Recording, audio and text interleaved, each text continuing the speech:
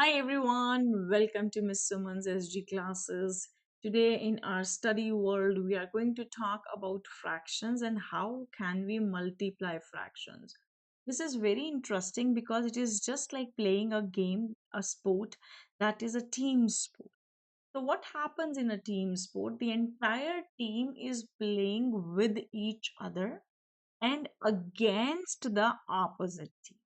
Here also, if you see, all the numerators are together making their own one team. This is one team.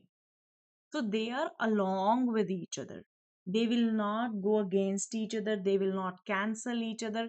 On the other hand, all the denominators are also playing along with each other. They are also together in it. But numerator as well as denominator, when they come together, that's when they have a tendency to cancel each other. If we talk about multiplying fractions, so in multiplication, what will we do? We will multiply the numerators together.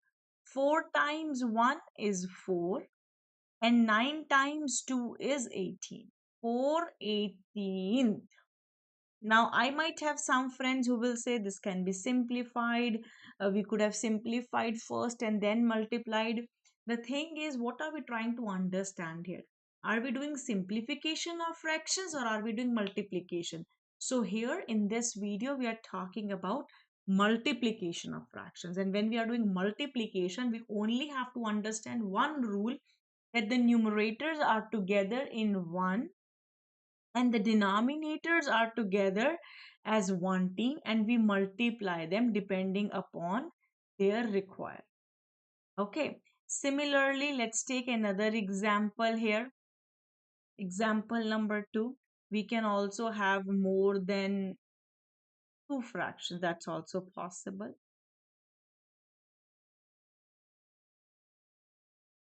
Once again, it might look scary, it might look intimidating, but you have to just remember one rule, that you can only multiply the numerators together.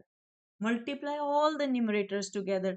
7 times 1 is 7 times 3, 21. Similarly, multiply all the denominators together. 2 times 16 is 32 and 32 times 10 is 320. So here the answer is 21 by 320, because as a rule, once again, all the numerators, they got multiplied together and all the denominators, they got multiplied together, creating a final fraction as an answer. So just like question number 2, you can have as many fractions as you want and multiply together. Numerators will go together and denominators will go together. I hope this is clear, and feel free to drop me a comment if you have any more questions or you have any choice of your own that you would like to see in the upcoming videos. And I will see you guys next time. Please do not forget to like and subscribe to my channel, and we'll have fun together next time. Thank you. Bye bye.